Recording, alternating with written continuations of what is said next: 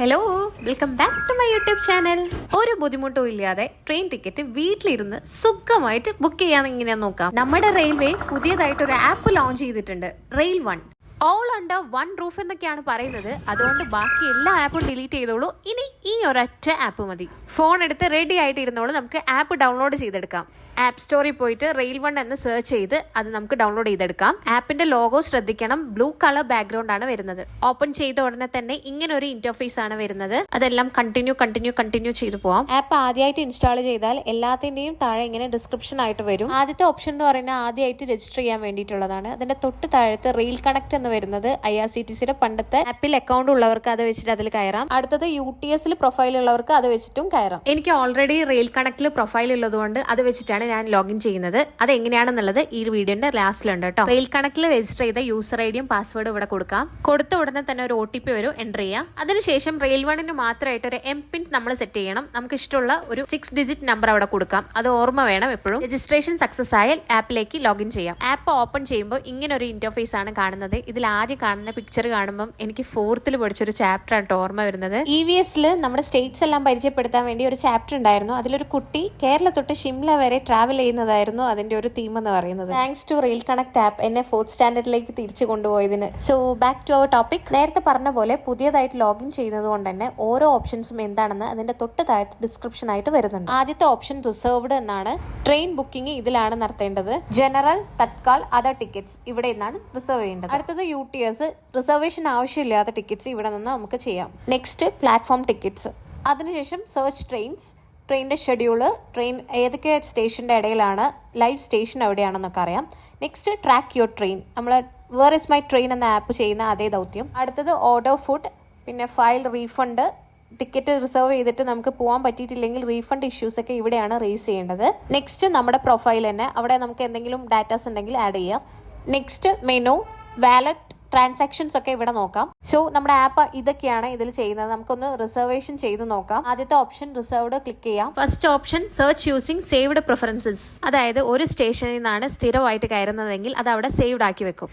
Next quota നോക്കാം, തത്കാലാണോ general ആണോ എന്ന് സെലക്ട് ചെയ്യാം. അതർ ഓപ്ഷൻസ് നിങ്ങൾക്ക് ആവശ്യമുണ്ടെങ്കിൽ അത് സെലക്ട് ചെയ്യാം. ഡിസബിലിറ്റി ഒക്കെ ഉള്ള ആളുകളാണെങ്കിൽ അവിടെ സെലക്ട് ചെയ്യാം. പിന്നെ എവിടേക്കാണ് പോകുന്നത്, എവിടെ നിന്നാണ് പോകുന്നത് എന്നുള്ളത് നോക്കണം. അപ്പോൾ ഫ്രം കാലിക്കറ്റ് അടിക്കാം. അതിനുശേഷം പോകുന്നത് ട്രിവാൻഡ്രത്തേക്കാണ്, അതും സെലക്ട് ചെയ്ത് കൊടുക്കാം. ഇനി ഡേറ്റ് ആണ് സെലക്ട് ചെയ്യേണ്ടത്. ഞാൻ 15th ജൂലൈ ആണ് കൊടുത്തത്. അതിനുശേഷം ക്വാട്ട ജനറൽ കൊടുക്കാം.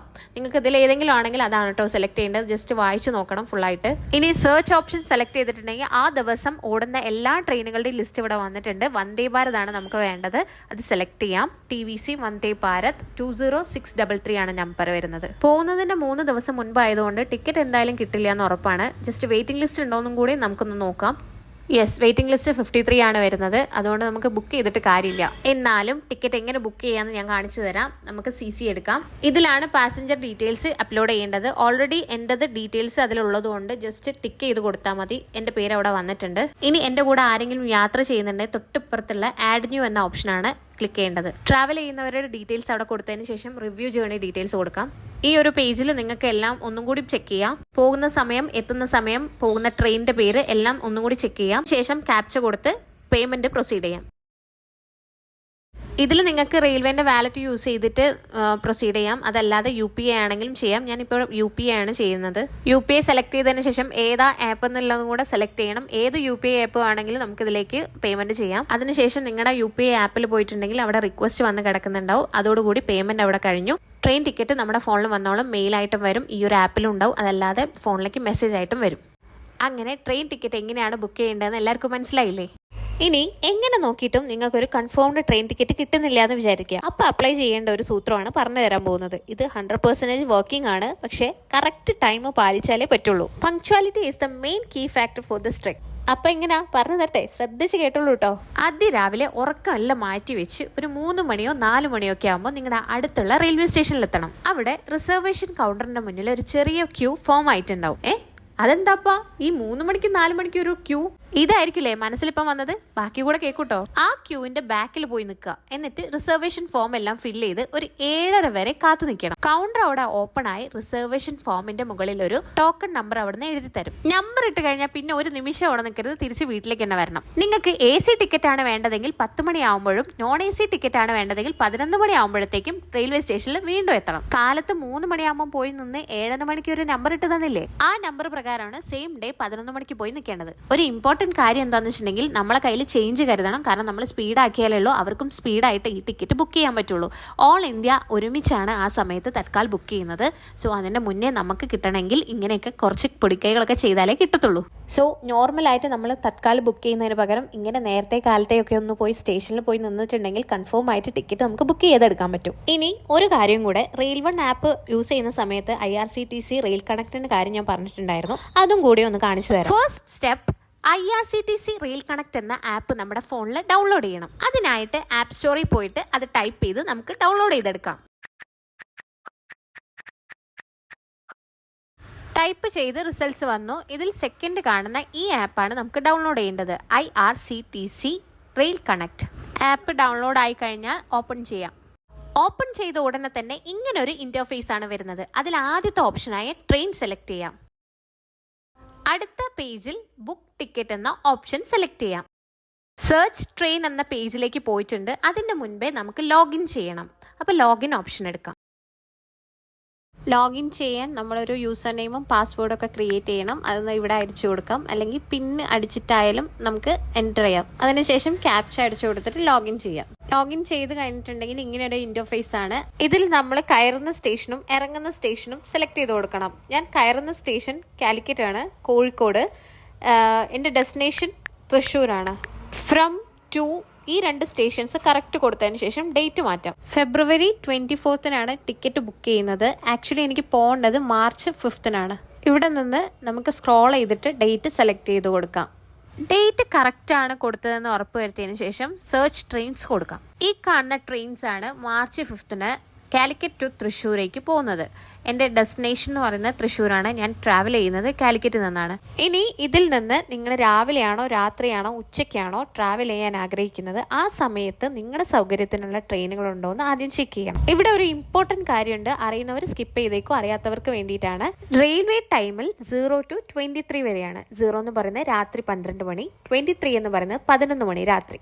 പിന്നെയും വീണ്ടും 0 ആകുമ്പോൾ പിന്നെയും 12 മണിയാവും. അങ്ങനെയാണ് പോകുന്നത്. അതായത് ഉച്ചയ്ക്ക് 1 മണി എന്ന് പറയുന്നത് 13 ആയിട്ടാണ് കൂട്ടുന്നത്. 2 മണി 14, 3 മണി 15, അങ്ങനെ പോകും. അപ്പൊ വെറുതെ 1 മണി 2 മണി എന്ന് കണ്ടിട്ടുണ്ടെങ്കിൽ അത് രാത്രിയുള്ള 1 മണി 2 മണിയാണെന്ന് ചിന്തിക്കുക. ഇനി ബാക്ക് ടു അവർ ടോപ്പിക്. ഞങ്ങൾക്ക് പോകേണ്ടത് രാവിലെയാണ്. രാവിലെ അവൈലബിൾ ആയിട്ടുള്ള ട്രെയിൻസ് ആണ് ഞങ്ങൾക്ക് വേണ്ടത്. എനിക്ക് ഏറ്റവും ആപ്റ്റ് ആയിട്ട് തോന്നിയത് പരശുറാം എക്സ്പ്രസ് ആണ്. അതിന്റെ ടിക്കറ്റ് ബുക്ക് ചെയ്യാം.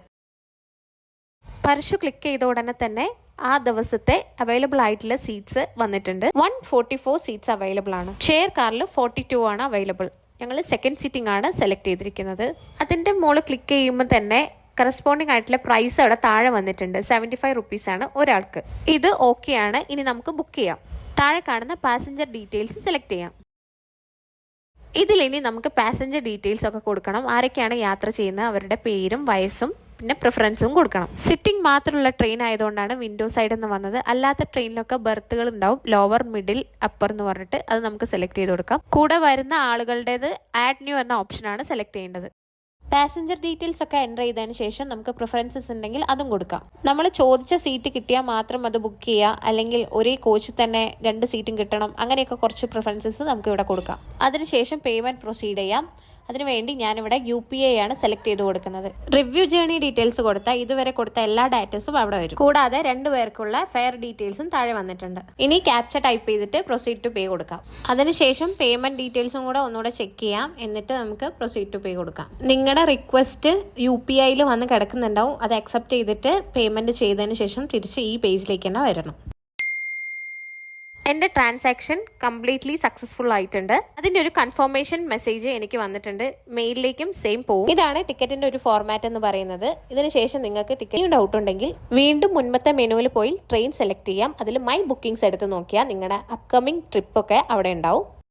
ഇവിടെ മഹാകുംഭം എന്നുള്ളൊരു ഓപ്ഷൻ ഞാൻ അവിടെ ഒന്ന് സെലക്ട് ചെയ്യുന്നുണ്ട്. കാരണം 144 വർഷങ്ങൾക്ക് ശേഷം വരുന്നൊരു ആഘോഷമാണ്.